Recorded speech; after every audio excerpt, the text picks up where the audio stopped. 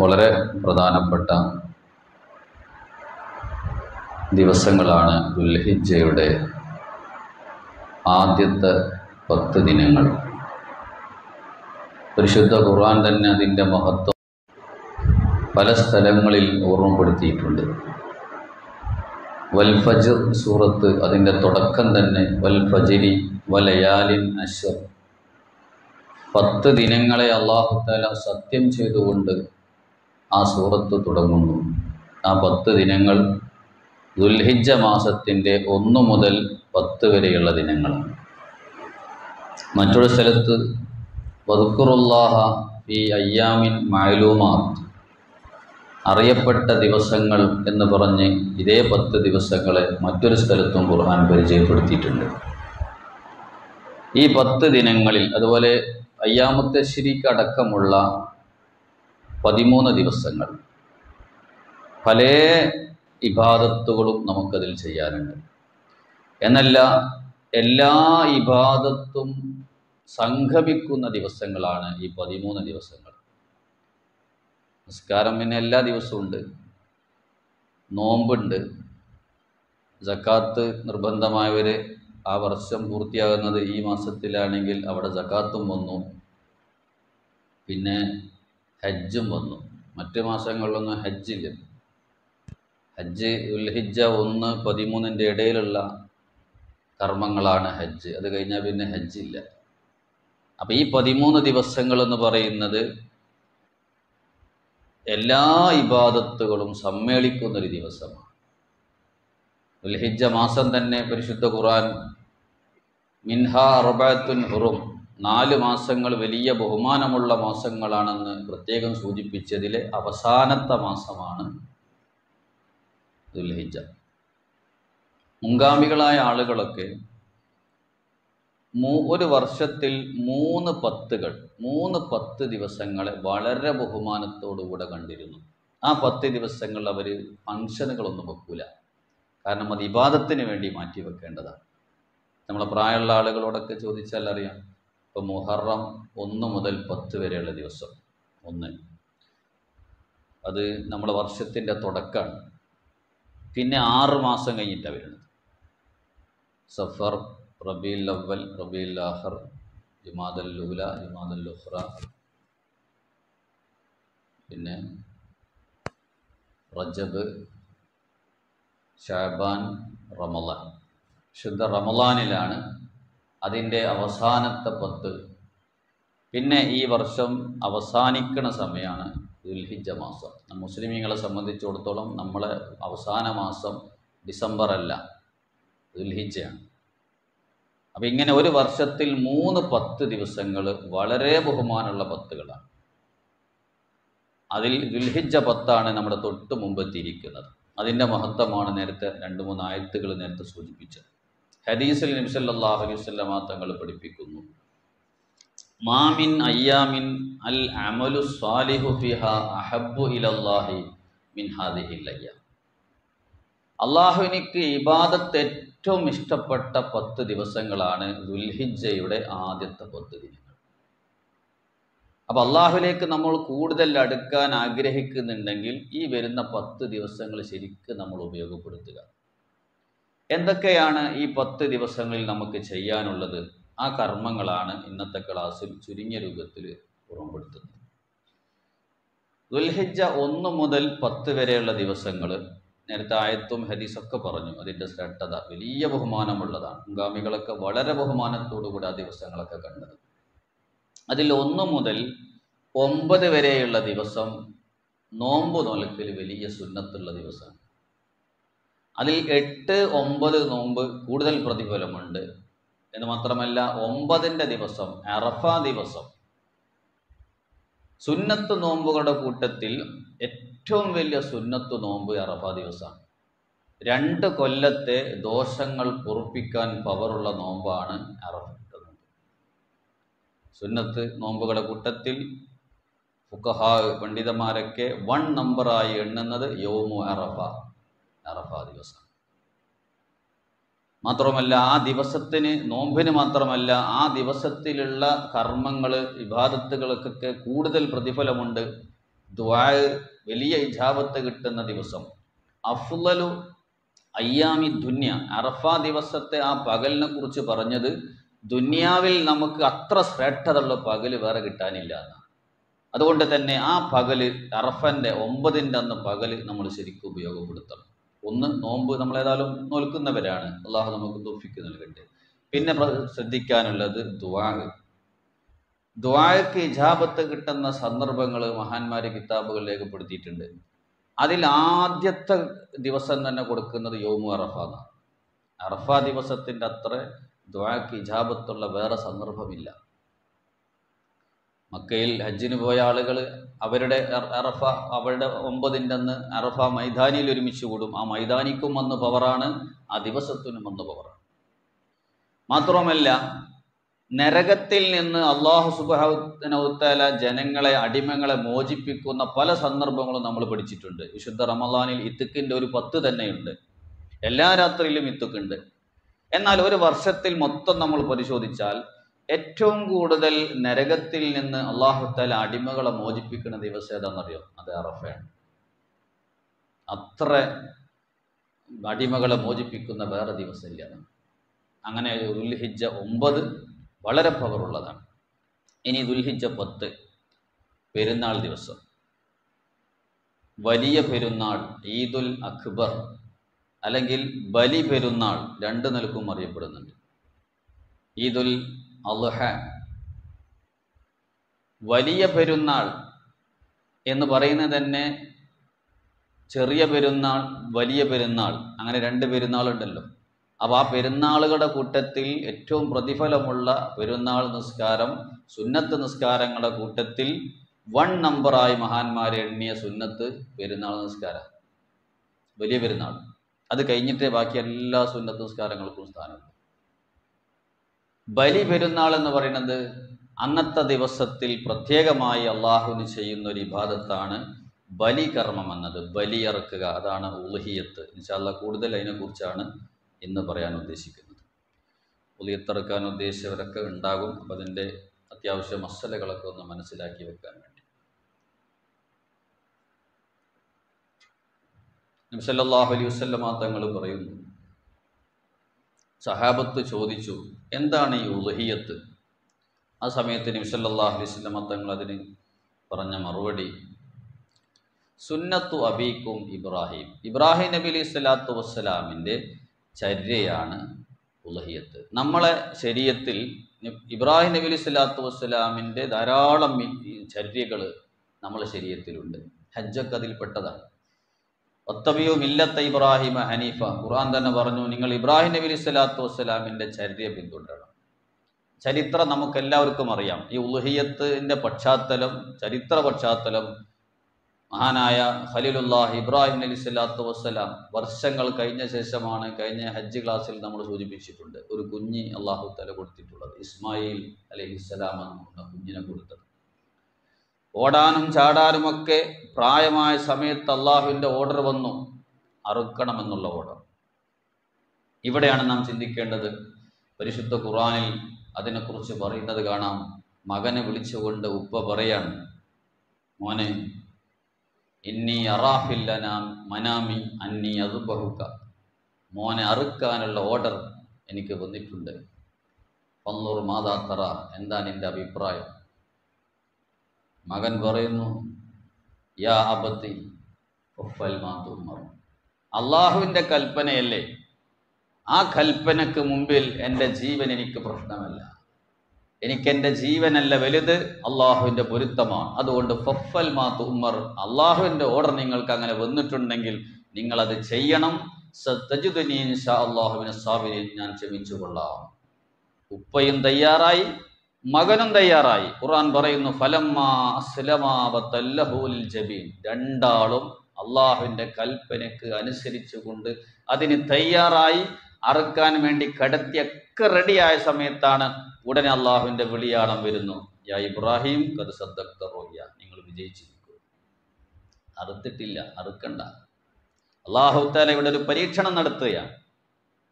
വർഷങ്ങളായി കഴിഞ്ഞ് കിട്ടിയൊരു കുഞ്ഞിനെ എനിക്ക് വേണ്ടി, ഞാൻ കൊടുത്ത കുഞ്ഞിനെ എനിക്ക് സമർപ്പിക്കാൻ തയ്യാറാകുന്നുണ്ടോ?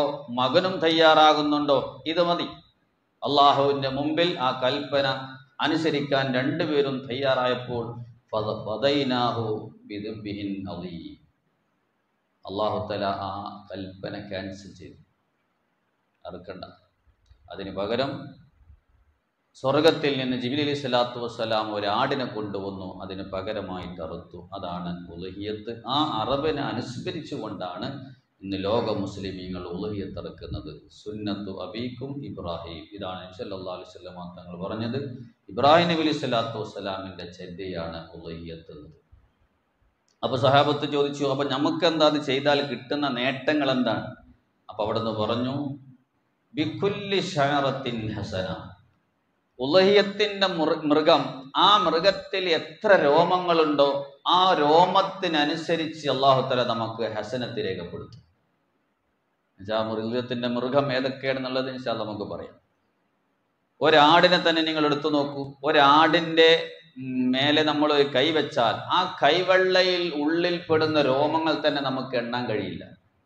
ആ സമയത്ത് ഒരു മൃഗത്തിൻ്റെ ശരീരത്തിൽ മൊത്തം എത്ര രോമങ്ങളുണ്ടോ അത്രയും ഹസനത്ത് കിട്ടും നമ്മളൊരു ഉളുഹിയത്ത് അറുത്താൽ. എന്ന് മാത്രമല്ല നബി സല്ലല്ലാഹു അലൈഹി വസല്ലം തങ്ങൾ പറയുന്നു, മാ അമില ആദമിയും മിൻ അമലിൻ യൗമൻ നഹരി അഹബ്ബ ഇലല്ലാഹി മിൻ ഇഹ്റാഖിദ. പെരുന്നാളിൻ്റെ ദിവസത്തിൽ നമ്മൾ ചെയ്യുന്ന കർമ്മങ്ങളിൽ അള്ളാഹുവിനിക്ക് ഏറ്റവും ഇഷ്ടപ്പെട്ട കർമ്മം ഏതാണ്? ഉളുഹിയത്ത് അറുക്കലാണ്. 4 ദിവസമാണ് ഉളുഹിയത്തിൻ്റെ ടൈം. ചില മസലകൾ പറയുമ്പോൾ അത് സൂചിപ്പിക്കാം.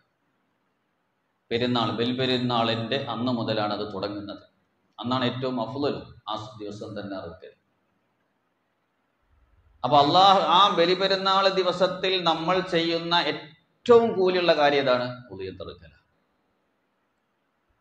മറ്റൊരു ഹദീസിൽ കാണാം, ഫാത്തിമ റളിയല്ലാഹു അൻഹ ഉളുഹിയത്ത് അറുക്കാൻ തീരുമാനിച്ചപ്പോൾ നബി സല്ലല്ലാഹു അലൈഹി വസല്ലം തങ്ങൾ പറഞ്ഞു, സ്ത്രീകൾ അറുത്താൽ അറുത്തതൊക്കെ ശരിയാവും, പക്ഷെ അവിടെ പുരുഷന്മാർ അറുക്കുന്നതാണ് നല്ലത്. എന്നാലും ഉളുഹിയത്തിന് കൂടിയിട്ടുണ്ടെങ്കിൽ അറവിൻ്റെ സ്ഥലത്ത് ഹാജരാകുന്നത് സുന്നത്താണ്, അവിടെ ഹാജറാകുന്നത്. ഫഷ്ഹദിഹ, നബി സല്ലല്ലാഹു അലൈഹി വസല്ലം തങ്ങൾ പറഞ്ഞു, ഉളുഹിയത്തിന് നീയും മകളോട് പറഞ്ഞു ഹാജരാകണം, അവിടെ ഹാജറാവണം. എന്നിട്ട് അതിൻ്റെ പ്രതിഫലമായിട്ട് പറഞ്ഞത്, ഫഇന്ന ലകി ബി അവ്വലി ഖത്റത്തിൻ തഖ്തുറു മിൻ ദമിഹാ അൻ യുഗ്ഫറ ലക മാ സലഫ മിൻ ദംബി. ആ അറബ് മൃഗത്തെ അറുക്കുന്ന സമയത്ത് അതിൻ്റെ ഫസ്റ്റ് തുള്ളി രക്തം ഉറ്റലോടുകൂടെ കഴിഞ്ഞു പോയ എല്ലാ ദോഷങ്ങളും ഓർക്കും. നമ്മളൊന്ന് ശുദ്ധീകരിക്കാനാണ് ഉളുഹിയത്ത്. നമ്മൾ ചെയ്തു കൂട്ടിയ തെറ്റുകുറ്റങ്ങളൊക്കെ ആ മൃഗത്തെ അറുക്കുന്ന ഫസ്റ്റ് തുള്ളി വീഴ്കലോടുകൂടെ എല്ലാം പൊറുക്കപ്പെടും. മറ്റൊരു ഹദീസിൽ കാണാം, അതിൻ്റെ ആദ്യത്തെ തുള്ളി ഉറ്റുന്നതിൻ്റെ മുമ്പായി തന്നെ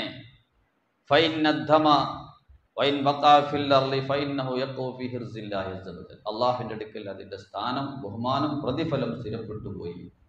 പക്ഷെ നല്ല നിയ്യത്തോടുകൂടെ ആയിരിക്കണം. ഖുർആൻ തന്നെ അത് സ്ഥലത്ത് സൂചിപ്പിച്ചിട്ടുണ്ട്, ലൻ യനാലല്ലാഹ ലുഹൂമുഹാ വലാ ദിമാഉഹാ വലാകിൻ യനാലുഹു തഖ്വാ മിൻകും. അറബ് മൃഗത്തിൻ്റെ മാംസം അല്ലെങ്കിൽ അതിൻ്റെ രക്തം അതൊന്നും അള്ളാഹുവിലേക്ക് എത്തുന്നില്ല. വലാകിൻ യനാലുഹു തഖ്വാ മിൻകും. നിങ്ങളെ ഖൽബ്, നിങ്ങളെ തഖ്വ എത്രയുണ്ട് അതനുസരിച്ചാണ് നിങ്ങൾക്ക് റബ്ബിൻ്റെ അടുക്കൽ പ്രതിഫലം കിട്ടുന്നത്. പേരിന് വേണ്ടി ചില നാടുകളിലൊക്കെ ജമാഅത്തുകളിൽ, മഹല്ലത്തുകളിൽ ഉളുഹിയത്ത് അറവ് നടക്കും. അപ്പോൾ ആ മഹല്ലത്തിൽ ഇപ്രാവശ്യം 5 പോത്തിന് അറുക്കുന്നുണ്ട്, എന്നാൽ നമ്മൾ 10 അറക്കണം. അങ്ങനെ ഒരു മത്സര ബുദ്ധിയാണെങ്കിൽ ഈ പറഞ്ഞ പ്രതിഫലം ഒന്നും കിട്ടൂല. അപ്പം അങ്ങനല്ല, അള്ളാഹുവിൻ്റെ തൃപ്തിക്ക് വേണ്ടി. അത് തന്നെ പ്രത്യേകിച്ച് ഉളുഹിയത്തിൻ്റെ അവിടെ പറഞ്ഞത് ഫതീബു ബിഹാ നഫ്സ, നിങ്ങൾ നല്ല തൃപ്തിയോടുകൂടെ അറുക്കണം. നിങ്ങൾ ഉളുഹിയത്തിൻ്റെ മൃഗം, അതിനെ നിങ്ങൾ ബഹുമാനിക്കണം. നാളെ ആഖിറത്തിൽ സിറാത്ത് പാലത്തിലൂടെ നമുക്ക് വിട്ടുകിടക്കാനുള്ള വാഹനമാണ് നിങ്ങളുടെ മതായാക്കും അലസിറാത്തി മതായാക്കും, സിറാത്തിലൂടെ പോകാനുള്ള നിങ്ങൾക്കുള്ള വാഹനമാണ് ഉളുഹിയത്തിൻ്റെ മൃഗമെന്ന് നബി സല്ലല്ലാഹു അലൈഹി വസല്ലം തങ്ങൾ പറഞ്ഞത് കാണാം. നരകത്തെ തൊട്ടുള്ള മറയാണ്, കാവലാണ് ഉളുഹിയത്തിൻ്റെ മൃഗം. ഇങ്ങനെ ഉളുഹിയത്തിനെ കുറിച്ച് ധാരാളം മഹത്വങ്ങൾ ഖുർആനിലും ഹദീസിലൊക്കെ വന്നത് കാണാം. ഉളിയത്തുമായി ബന്ധപ്പെട്ട അനിവാര്യമായി നമ്മൾ അറിഞ്ഞിരിക്കേണ്ട ചില മസലകൾ സൂചിപ്പിക്കാം. 4-5 പോയിന്റുകളാണ് പ്രധാനമായിട്ടും ഇതിൽ നമ്മൾ പഠിച്ചിരിക്കേണ്ടത്. ഒന്നിപ്പോൾ നമ്മൾ പറഞ്ഞു ഉളുഹിയത്തിൻ്റെ ഉളുഹിയത്തറുത്താൽ നമുക്ക് കിട്ടുന്ന കൂലി എന്തൊക്കെയാണ്. ഇനി അതിൻ്റെ ഹുക്കും എന്താണ്, ഉളുഹിയത്തറുക്കുന്നതിൻ്റെ വിധി എന്താണ്, അതുപോലെ തന്നെ ഉളുഹിയത്തിൻ്റെ അറിവിൻ്റെ മൃഗം, അതിന് പറ്റിയ മൃഗം ഏതാണ്, പിന്നെ അറുത്ത് കഴിഞ്ഞാൽ അത് വിതരണം ചെയ്യുന്നത് ആർക്കൊക്കെ കൊടുക്കണോ തുടങ്ങിയിട്ടുള്ള ഒരു 4-5 പോയിന്റുകൾ കൂടെ ഈ വിഷയത്തിൽ വളരെ അനിവാര്യമായിട്ട് നമ്മൾ മനസ്സിലാക്കേണ്ടതുണ്ട്. അതിലൊന്ന് ഉളുഹിയത്തിൻ്റെ വിധി. ഉളുഹിയത്തറുക്കൽ ശാഫി മദ്ഹബ് പ്രകാരം മുഅക്കദായ സുന്നത്താണ്. ആർക്ക്? എല്ലാ മുസ്ലിമിനും, ആണിനും പെണ്ണിനുമൊക്കെ. പക്ഷെ ഖാദിർ, കഴിവുള്ള ആളുകൾക്കാണ് ഈ ഉളുഹിയത്ത് സുന്നത്തും മുഅക്കദായി മാറുന്നത്. പക്ഷെ ഇവിടെ കഴിവുള്ള എന്ന് പറയുമ്പോൾ നാം മനസ്സിലാക്കണം, വലിയ പണക്കാരൻ, ധനികൻ എന്നൊന്നും അതിന് അർത്ഥമില്ല. നമ്മൾ ഫിത്ർ സക്കാത്തിൻ്റെ അവിടെ കഴിവുള്ള ആളുകളൊക്കെ ഫിത്ർ സക്കാത്ത് കൊടുക്കണം എന്ന് പറഞ്ഞിട്ടുണ്ട്. അവിടെ എത്രയാണ് പറഞ്ഞിട്ടുള്ളത്? പെരുന്നാൾ ദിവസത്തിൻ്റെ അന്നുള്ള അയാൾക്കും ഫാമിലിക്കുള്ള ചെലവ് കഴിച്ചിട്ട് ബാക്കി ഒരു സാഹോ എത്രയാണോ ബാക്കിയുള്ളത് ആ ബാക്കി ഉള്ള ആളാണെങ്കിൽ സക്കാത്ത് കൊടുക്കൽ നിർബന്ധമാണ്. അതേമാതിരി ഉളിഹത്തിൻ്റെ അവിടെയും പെരുന്നാൾ ദിവസത്തിലെ രാവും പകലും പെരുന്നാൾ ദിവസത്തിൽ അദ്ദേഹം ചെലവൊടുക്കൽ നിർബന്ധമായ ആളുകൾക്കുമുള്ള സമ്പത്ത് കഴിച്ചിട്ട് ഉളിഹത്തറക്കാനുള്ള, ഉളിഹത്തിൻ്റെ ഒരു ചെറിയ മൃഗമെങ്കിലും വാങ്ങാനുള്ള കാശ് ഉണ്ടെങ്കിൽ ഉളിഹത്ത് സുന്നത്തും മുഅക്കദാണ്. അപ്പം അത് ഒഴിവാക്കൽ എന്താവും? കറാഹത്തായിട്ട് വരും. എല്ലാ വർഷത്തിൻ്റെയും വിധിയാണ് പറയുന്നത്. അപ്പം ബാക്കി ഈ ചെലവ് കഴിച്ചിട്ട്, ഒരു ദിവസത്തെ ചെലവ് കഴിച്ചിട്ട് ബാക്കി എന്ന് പറയുന്നത്, നമുക്കിപ്പോൾ ആടാണ് ഏറ്റവും ചെറിയ മൃഗം, 2 വയസ്സായ ആട്. അപ്പോൾ ഒരു ആടിനെ വാങ്ങാൻ എത്ര കാശ് വേണ്ടി വരും? 2 വയസ്സുള്ള ആട്. അത്ര കാശ് അന്നത്തെ ചെലവ് കഴിഞ്ഞിട്ട് നമുക്ക് ബാക്കിയുണ്ടെങ്കിൽ ഉളിഹത്തറുക്കൽ സുന്നത്താണ്, ഒഴിവാക്കൽ കറാഹത്താണ്. ഒരു കുടുംബത്തിൽ, ഒരു വീട്ടിൽ ഒരാൾ അറുത്ത് കഴിഞ്ഞാൽ എല്ലാവരെ തൊട്ടും കറാഹത്ത് ഒഴിവായി കിട്ടും. പക്ഷെ അറുത്ത ആൾക്ക് മാത്രമാണ് കൂലി കിട്ടുകയുള്ളൂ. അപ്പം മുഅക്കദായ സുന്നത്താണ് ഈ പറഞ്ഞ രൂപത്തിൽ കഴിവുള്ള ആളുകൾക്ക്. നബി സല്ലല്ലാഹു അലൈഹി വസല്ലം തങ്ങൾ അതിൻ്റെ ഗൗരവം പ്രത്യേകം പറഞ്ഞിട്ടുണ്ട്. കഴിവുള്ള ആളുകൾ ഉളിഹത്തറുക്കുന്നില്ലെങ്കിൽ അവരെ പെരുന്നാൾ നിസ്കാരത്തിന് തന്നെ വരണ്ട എന്ന് പറഞ്ഞ ഹദീസ് കാണാം. അതുപോലെ തന്നെ മൻ ലഹു സഅത്തുൻ, അയാൾക്ക് കഴിവുണ്ട്, ഉളിഹത്തറുക്കാൻ കഴിവുണ്ടായിട്ടും ഒരാൾ അറുക്കുന്നില്ലെങ്കിൽ അവൻ മരണപ്പെടുന്നത് ഒരു പക്ഷേ നസ്രാനിയായിട്ടോ അല്ലെങ്കിൽ ജൂതനായിട്ടോ ആയിരിക്കുമെന്ന് വരെ ഹദീസ് വന്നിട്ടുണ്ട്. അപ്പോൾ കഴിവുള്ള ആളുകൾ ഒരിക്കലും അത് ഉപേക്ഷിക്കരുത്. അത് സുന്നത്തും മുഅക്കദയാണ്, അത് ഒഴിവാക്കൽ കറാഹത്താണ്. വേറെ ആളെ തൊട്ട് നമുക്ക് ഉളിഹത്തറക്കാൻ പറ്റുമോ? ഇല്ലേ. മരണപ്പെട്ടു പോയ ഒരാളെ തൊട്ട് നമുക്ക് ഉളിഹത്തറക്കാൻ പറ്റും. പക്ഷേ ആ മരണപ്പെട്ട ആളെ നേരത്തെ വസിയത്ത് ചെയ്തിട്ടുണ്ടെങ്കിൽ എന്ത് ചെയ്യാൻ പറ്റും? മരിക്കുന്നതിന് മുമ്പ് അയാൾ വസിയത്ത് ചെയ്തു, രോഗത്തിൽ കിടക്കുകയാണ്, മോനെ ഇപ്രാവശ്യം എൻ്റെ പേരിൽ ഉളിഹത്തറക്കണം എന്ന് പറഞ്ഞ് വസിയത്ത് ചെയ്തിട്ടുണ്ടെങ്കിൽ ആ ഏൽപ്പിക്കപ്പെട്ട ആൾക്ക് അയാളുടെ പേരിൽ എന്ത് ചെയ്യാം? ഉളിഹത്തറക്കാൻ പറ്റും. അല്ലാതെ വസിയത്തൊന്നും ചെയ്യാതെ നമ്മളെ ഉപ്പയുടെ മേലോ മരിച്ച ഒരാളെ പേരിൽ നമുക്ക് അറക്കാൻ പാടില്ല, ശരിയാവില്ല. ഇനി ജീവിച്ചിരിക്കുന്ന മറ്റൊരാളെ തൊട്ട് നമുക്ക് ഉളിഹത്തറക്കാൻ പറ്റും. അയാള് സമ്മതം തന്നിട്ടുണ്ടെങ്കിൽ എന്ത് ചെയ്യാം? അറക്കാം. അപ്പോൾ വക്കാലത്താക്കണം, അല്ലെങ്കിൽ സമ്മതം തരണം എങ്കിൽ ജീവിച്ചിരിപ്പുള്ള ആളെ തൊട്ട്. അല്ലാതെ സമ്മതമില്ലാതെയോ മരിച്ച ആളുടെ നേരത്തെയുള്ള വസിയത്ത് ഇല്ലാതെയോ വേറൊരാളെ തൊട്ട് നമ്മൾ ഉളിഹത്തറുക്കൽ ശരിയാവുകയില്ല. ഉളിഹത്തിൻ്റെ മൃഗം ഏതായിരിക്കണം? 3 മൃഗങ്ങളാണ് മൊത്തത്തിൽ: ആട്, മാട്, ഒട്ടകം. നമ്മുടെ നാട്ടിൽ 2 എണ്ണാണല്ലോ ഉള്ളത്. ആടും മാടുമാണ് നമ്മുടെ നാട്ടിലുള്ളത്. മാട് എന്ന് പറഞ്ഞതിൽ പശു, പോത്ത്, കാള, എരുമ തുടങ്ങിയിട്ടുള്ള ആ വിഭാഗമൊക്കെ അതിൽപ്പെട്ട് മാട് എന്നതിൽ. അതിൽ ആടാകുന്ന സമയത്ത് ആട്, മാട് ഇതിൻ്റെ വയസ്സ് 2 വയസ്സ് പൂർത്തിയായിരിക്കണം. 2ാമത്തെ വയസ്സിൽ 2ാമത്തെ വർഷം പൂർത്തിയാകാൻ ഇനി ഒരു ദിവസം ഉണ്ട്, പറ്റില്ല. 2 വയസ്സ് കറക്റ്റ് പൂർത്തിയായി 3ാമത്തെ വയസ്സിലേക്ക് പ്രവേശിച്ചിരിക്കണം. അങ്ങനത്തെ ആടിനെയാണ് ഉളിയത്തിറക്കാൻ പറ്റുകയുള്ളൂ. പശു തുടങ്ങിയിട്ടുള്ള മാട് വർഗത്തിൽപ്പെട്ട ജീവികളാണെങ്കിൽ, ഒട്ടകമാണെങ്കിൽ 5 വയസ്സ് നിബന്ധനയാണ്. ഇനി ആടാണെങ്കിൽ ഒരാളെ തൊട്ട് പറ്റുള്ളൂ. ഒരാൾ ഷെയർ കൂടിയിട്ട് ഉളിയത്തിറക്കാറുണ്ട്, അവിടെ ശ്രദ്ധിക്കാറുണ്ട്. പശു പോലത്തെ മാട് വർഗത്തിൽപ്പെട്ടത് ഒട്ടകത്തിലൊക്കെ ആണെങ്കിൽ 7 ആള് വരെ ഷെയറായി കൂടിയിട്ട് എന്ത് ചെയ്യാൻ പറ്റും? ഉളിയത്തിറക്കാൻ പറ്റും. ആടാണെങ്കിൽ 1 മാത്രമേ പറ്റൂ. ഷെയർ കൂടുന്നിടത്ത് പല അബദ്ധങ്ങളും സംഭവിക്കാറുണ്ട്, അത് പ്രത്യേകം ശ്രദ്ധിക്കണം. നമുക്കിപ്പോൾ ബോത്തിലാണെങ്കിൽ 7 ആള് വരെ പറ്റും. 7 ആള് വരെ പറ്റും എന്ന് പറഞ്ഞാൽ 7 ആൾ തന്നെ ആയിക്കോളുന്നില്ല.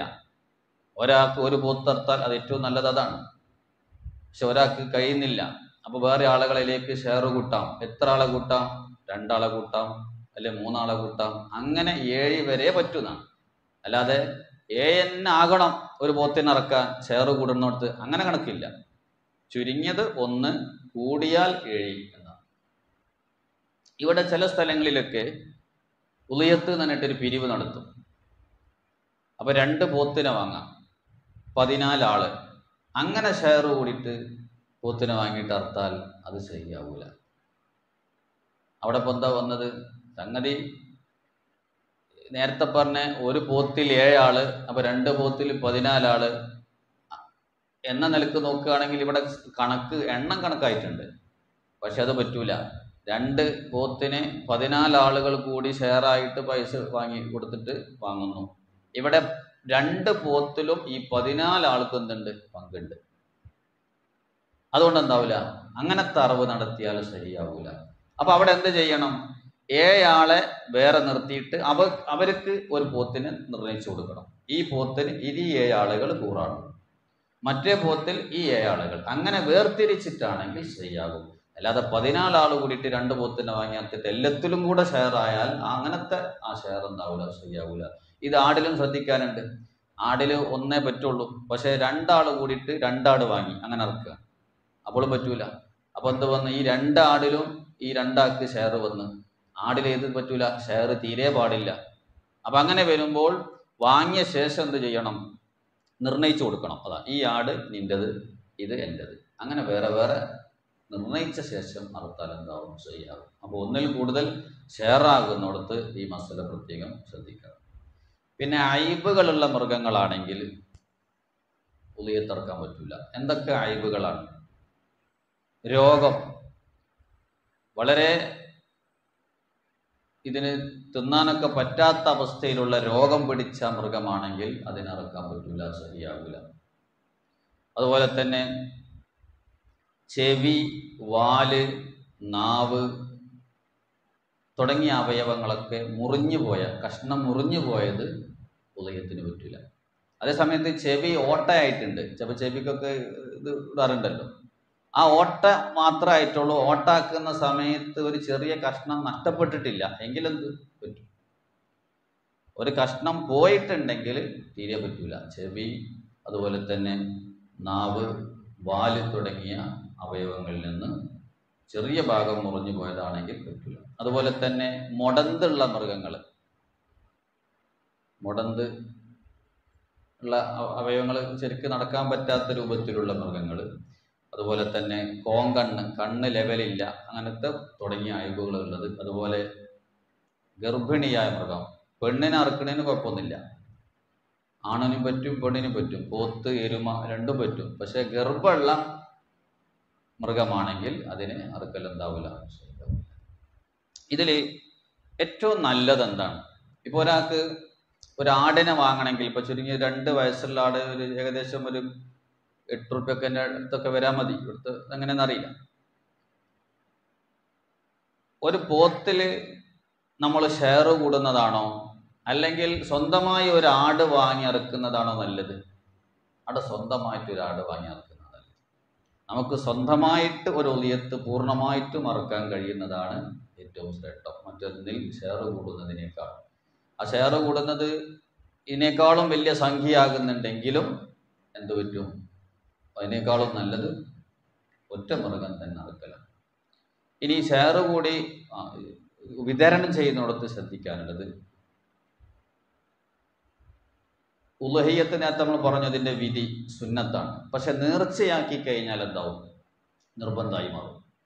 അപ്പം ശ്രദ്ധിക്കാനുള്ളത്, നിർബന്ധമായ ഉളുഹിയ്യത്താണെങ്കിൽ അതിൽ നിന്ന് ഈ അറുത്ത വ്യക്തിക്കോ അയാൾ ചെലവെടുക്കുന്ന ഭാര്യ മക്കളടക്കമുള്ള ഫാമിലിക്കോ ഒരു കഷ്ണം പോലും എടുക്കാൻ പറ്റില്ല നേർച്ചയാക്കി കഴിഞ്ഞാൽ.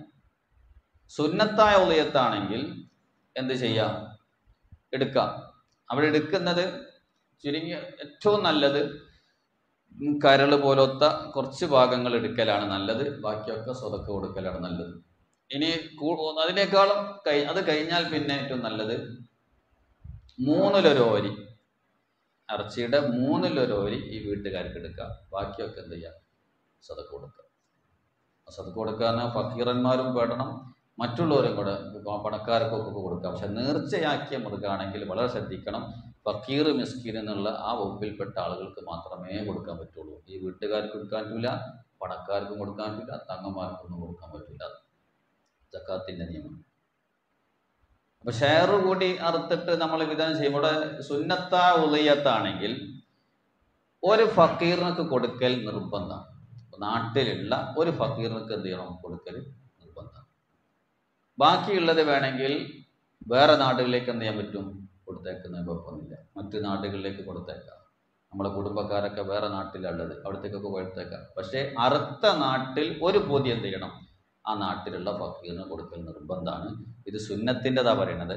ബാക്കിയൊക്കെ വിതരണം ചെയ്യാം, പുറത്തേക്ക് കൊടുത്തേക്കാം. അതേസമയത്ത് നിർബന്ധമായി നേർച്ചയാക്കിയിട്ട് നിർബന്ധമായ ഉളുഹിയ്യത്താണെങ്കിൽ അത് മുഴുവനും ആ സക്കാത്തിന്റെ മസല ആ നാട്ടിലുള്ള ഫക്കീർ മുസ്ലിമാർക്ക് തന്നെ കൊടുത്തോളൂ. പിന്നെ സ്ഥാപനങ്ങൾക്കൊന്നും എന്ത് പറ്റൂല? ഉളുഹിയ്യത്ത് കൊടുക്കാൻ പറ്റില്ല. വ്യക്തികൾക്ക് തന്നെ കൊടുക്കുക. സ്ഥാപനത്തിലുള്ള വ്യക്തികൾക്ക് കൊടുക്കുക, ആ നിലക്ക് പറ്റും.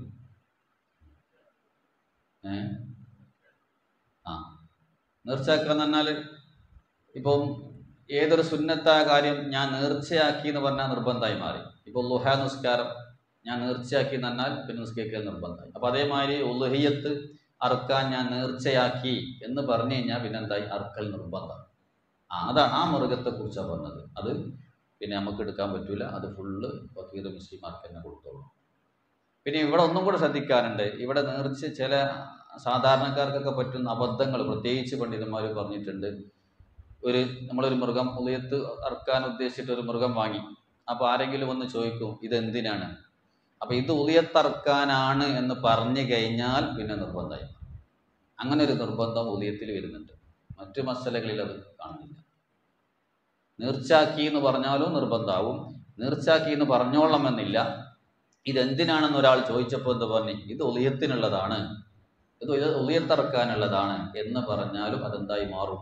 നിർബന്ധമായി മാറും. നിർബന്ധമായ പിന്നെ നേരത്തെ പറഞ്ഞ മസലകളൊക്കെ അവിടെ വരും. അത് പ്രത്യേകം ശ്രദ്ധിക്കണം. അപ്പൊ ഇനി അങ്ങനെ പറയണമെന്നുണ്ടെങ്കിൽ നിങ്ങൾ എന്ത് പറയാ? ഇത് സുന്നത്തായ ഉളുഹിയ്യത്തിനാണ് എന്ന് പ്രത്യേകം എന്ത് ചെയ്യാ? പറയാം. അല്ലെങ്കിൽ ഇത് അറുക്കാനുള്ളതാണ് എന്ന് പറഞ്ഞാൽ അത്ര പറഞ്ഞാൽ മതി. ഇത് അറുക്കാനുള്ളതാണ്, പെരുന്നാൾക്ക് അറുക്കാനുള്ളതാണ്, അങ്ങനെ പറഞ്ഞാൽ മതി. ഉളുഹിയ്യത്ത് എന്നുള്ള വേർഡ് നമ്മൾ വ്യക്തമാക്കി പറഞ്ഞാൽ പിന്നെ അതന്നെ കൊടുത്തോളൂ. അത് നിർബന്ധമായി മാറും. ഇത് പ്രത്യേകമായി ശ്രദ്ധിക്കേണ്ടതാണ്.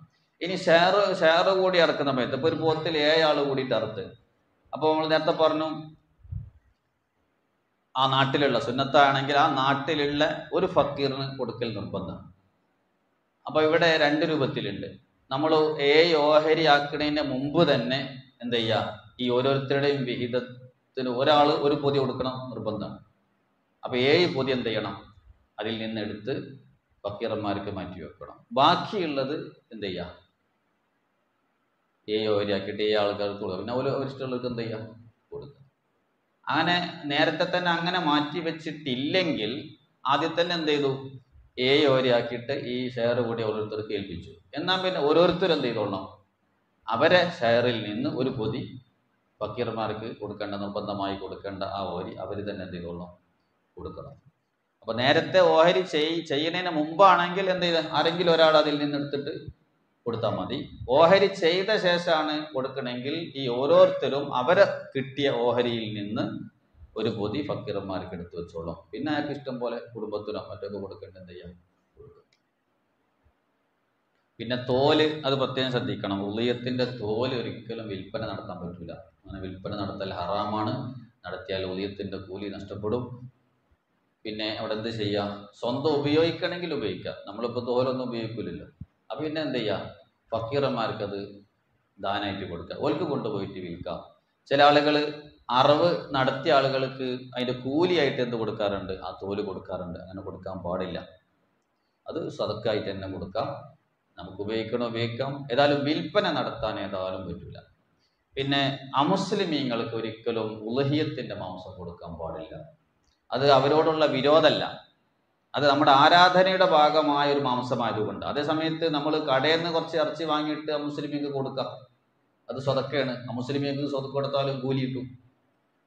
അതിപ്പം അവരോടുള്ള വിരോധം കൊണ്ടല്ല. അതിപ്പോൾ നമ്മളിൽ തന്നെ ഇപ്പോൾ നേരത്തെ പറഞ്ഞില്ലേ, ഇപ്പോൾ ഈ ഉളിയത്ത് തന്നെ നേർച്ചാക്കി കഴിഞ്ഞാൽ തങ്ങന്മാർക്ക് കൊടുക്കാൻ പറ്റൂല. തങ്ങന്മാരോടുള്ള വിരോധമല്ലല്ലോ. നമ്മൾ തന്നെ എടുക്കാൻ പറ്റൂല. നേർച്ചാക്കിയ ആളാണെങ്കിൽ അർത്ഥാക്കന്നെ തിന്നാൻ പറ്റൂല, കുടുംബം അയാളെ ഫാമിലിക്കും കൊടുക്കാൻ പറ്റൂല.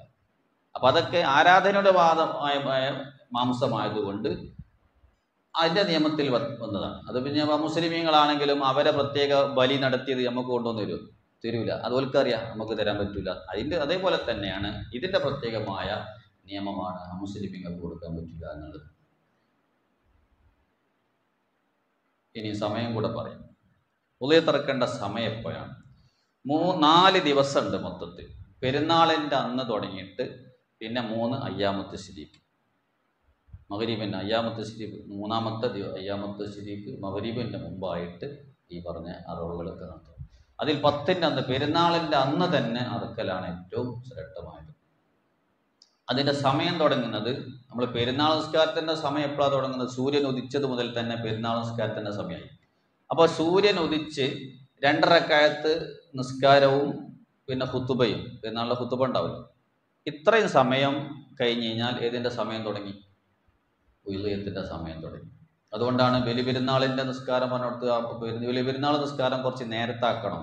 കാരണം പിന്നെ ഉദയത്തിറക്കാനുള്ള ഷോയിലേക്കൊക്കെ നീങ്ങാനുണ്ട്. അതേസമയത്ത് ചെറിയ പെരുന്നാളിൻ്റെ അവിടെ പറഞ്ഞത് കുറച്ച് വൈകണം.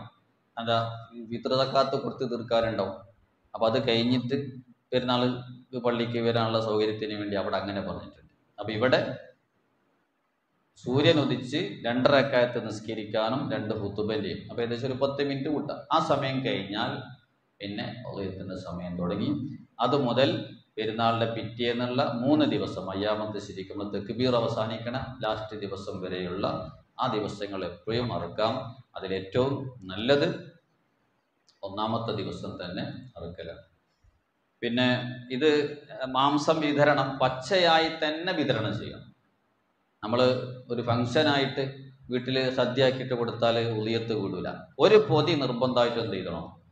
പച്ചായിട്ട് തന്നെ അത് കൊടുക്കണം. ഉളിയത്തിൻ്റെ അവിടെ, അക്കീക്കൻ്റെ അവിടെ അങ്ങനെയല്ല. അക്കീക്ക കുട്ടിക്ക് വേണ്ടി ഇറക്കുന്ന അവിടെ അത് ഉളിയത്തിൻ്റെ അതേ മസലയാണ്. ചില വിഷയങ്ങൾ മാത്രമേ വ്യത്യാസമുള്ളത്. അവിടെ വേവിച്ച് കൊടുക്കല നല്ലത്, പച്ചയായി കൊടുത്തോളണമെന്നില്ല.